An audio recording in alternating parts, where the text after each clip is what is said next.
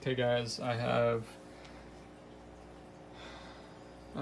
bad news. So, Leonard died.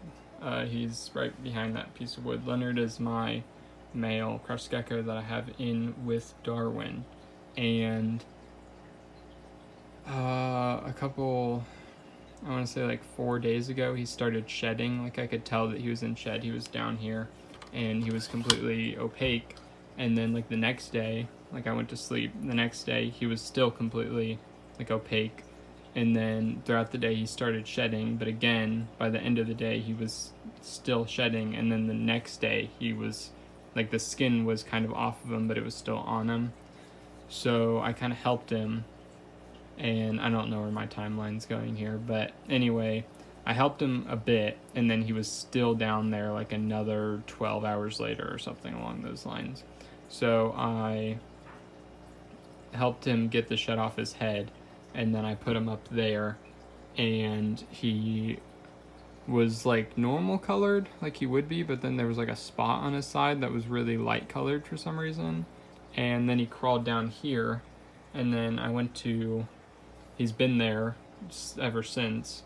I guess last night, and then now it's night today, and I am going to feed them or water them and whatnot. And he's not alive. He's stiff. So there's not a whole lot I'm gonna say. I mean, I don't know. I tend to process things differently. So I don't know why he died. And that's what's kind of freaking me out, because I don't know. He died. I can't really do anything about that now. I didn't know what to do about him not shedding. I knew that was a bad sign, but I didn't know what to do. Like, I can't say anything else other than that. I didn't know. So, I didn't know what to do. So I just did what I could, and this is what happened, I guess. And now I can't worry about him any longer because he's dead. So now I'm worried about Darwin because, I don't want any other crested geckos to die, as along with my other crested geckos, because I've had two die completely randomly in kind of similar situations. I mean, when Garfunkel died, I didn't remember him being in shed, but I guess it's very possible. But he just kind of went stiff like Leonard. So I got those two from the same person, and I don't know if there's any correlation to that, because 3 other crested geckos that I got from that person also went to shelled reptiles, and I think his are doing fine. So why is this happening? I don't know.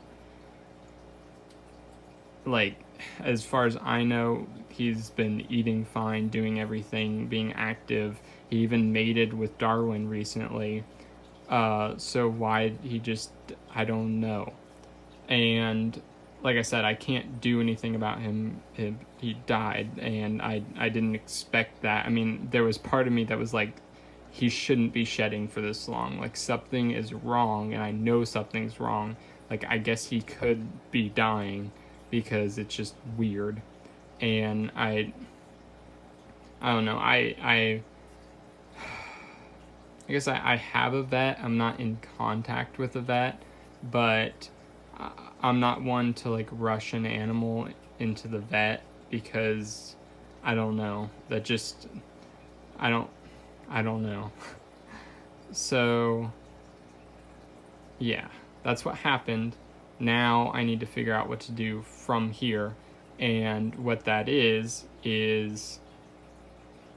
I guess a parasite test. That's the internal parasites is the only thing I can conjure up could be a source of this, maybe.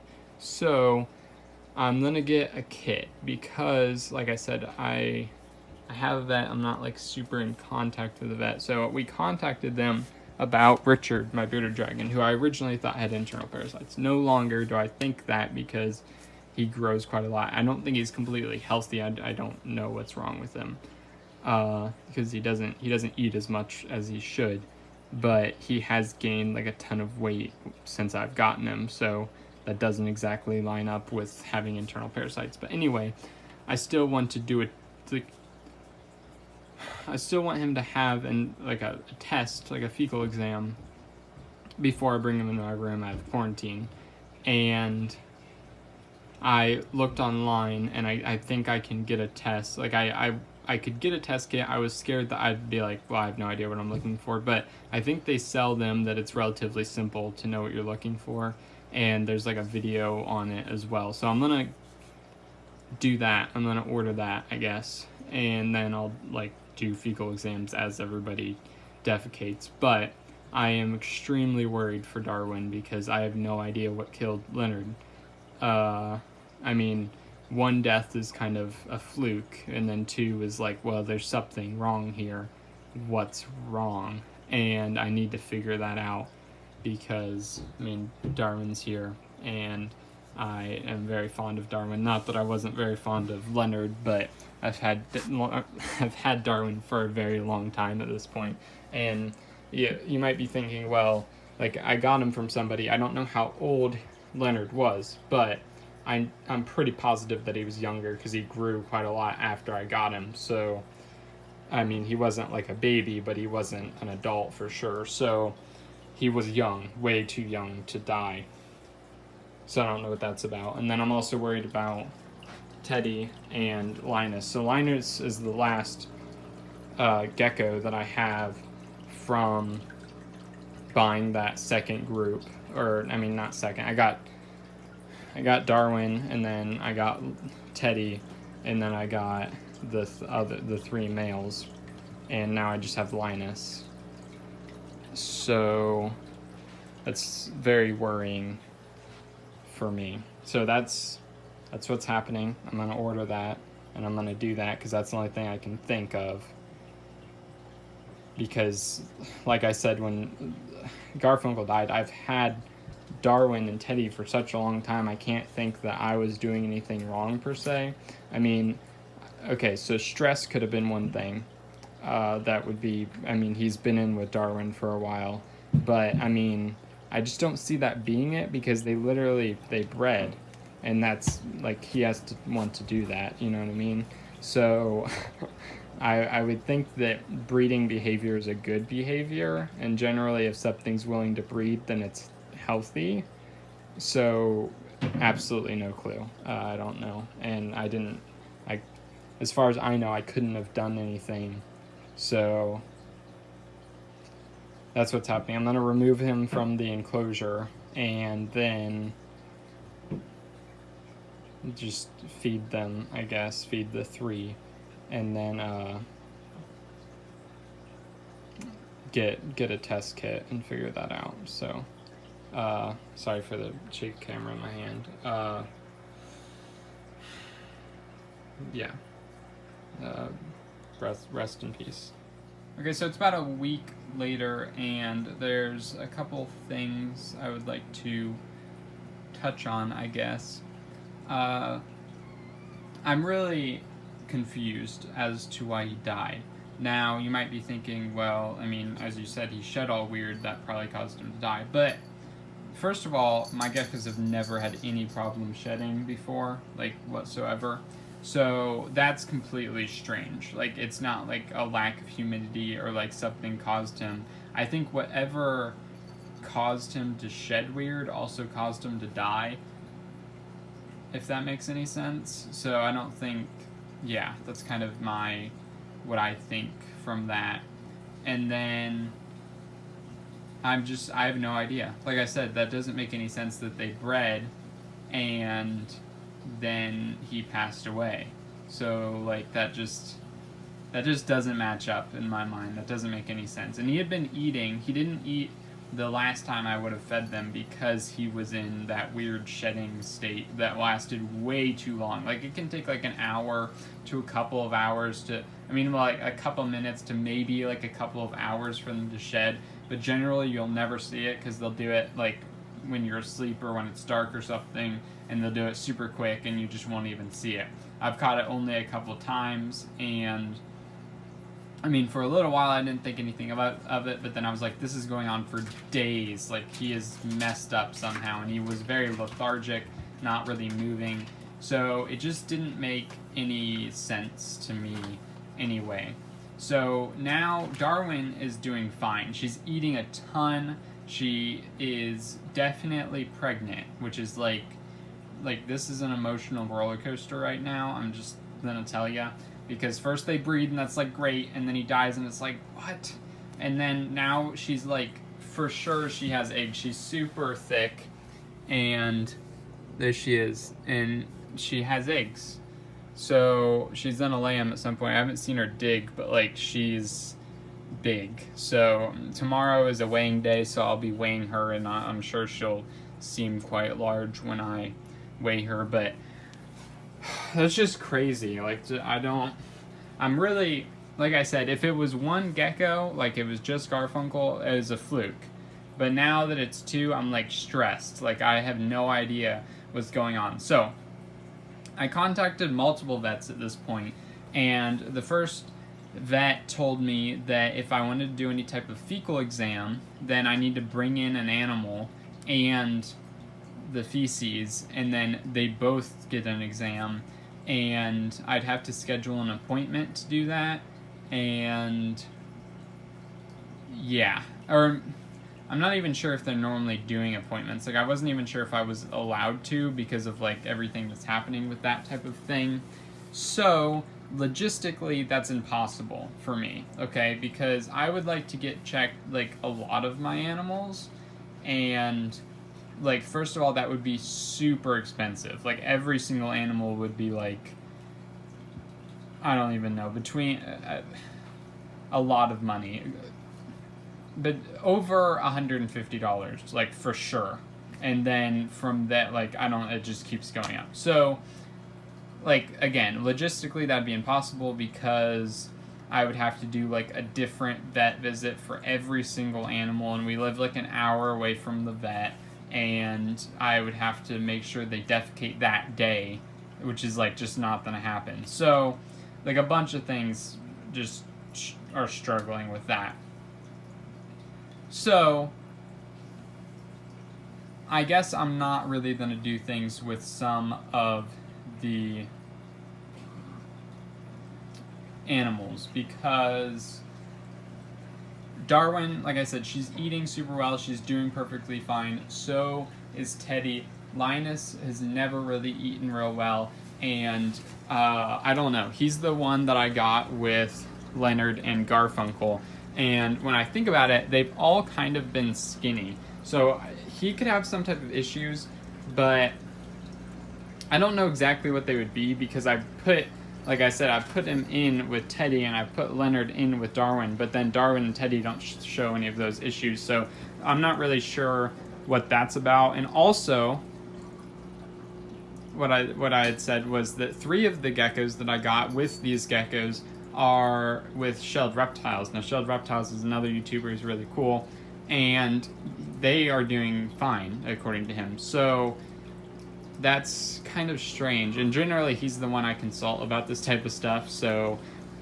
yeah, I'm generally, when Garfunkel died, I told him, and I was like, are your Crested Geckos doing fine? He's like, yes, they're doing perfectly fine. So then I kind of did the same thing again, and he's like, yeah, they're fine. So I don't know what the correlation is, what's going on, but I don't think it was age that killed him. So anyway, here's the plan. Originally, I said I was going to get a test kit. I didn't fully understand what I was talking about then, and now I kind of do. So basically, there's a couple different ways you can test your animals for internal parasites. And one way is to you can send fecal matter into like a website, I guess, it was like beardeddragons.com or something. I think you can do that. I don't know how any of that works. I've never really shipped stuff before, at all or anything, so I don't really know how any of that works. But basically, you get sent stuff, you put it in this little container, then you send it, and they send you back a sheet, I guess, that says whatever on it, and says if your animal has whatever. So then, if you did in fact have internal parasites in your animal, then you have to take it to the vet. Then they have to check the animal, then they have to check the fecal matter, and then they can prescribe you medicine. So if you go that route and it turns out that you do have, that it does have internal parasites, then it's just going to cost you a lot of money. Plus, not all websites are super, like, trustworthy. So it's really hard with that. So that's something that would be relatively, I guess, logistically possible. I could do that with all my animals because it doesn't involve taking them all somewhere, but if they ended up with internal parasites, then I would have to just spend a ton more money at the vet and do all that stuff. So there's another way, and that's to do it yourself. Now that would again be logistically possible, except I don't have a microscope and I can't do that. Like I don't know what internal parasites look like, and I know that there's like certain amount of internal parasites that's like fine. Like there's gonna be things that live inside your animal. There's things that live inside you. Like that's just kind of how it is.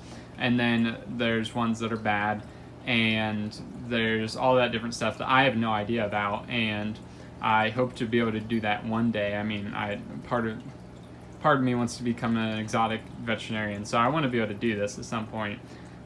I mean, yeah, I want to be able to do it.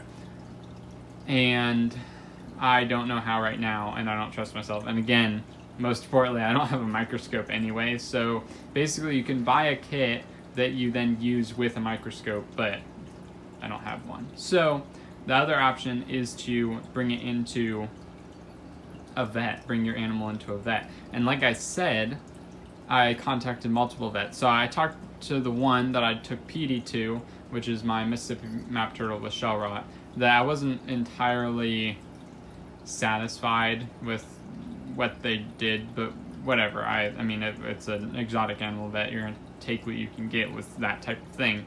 So I contacted them, and they said, like, they're not really...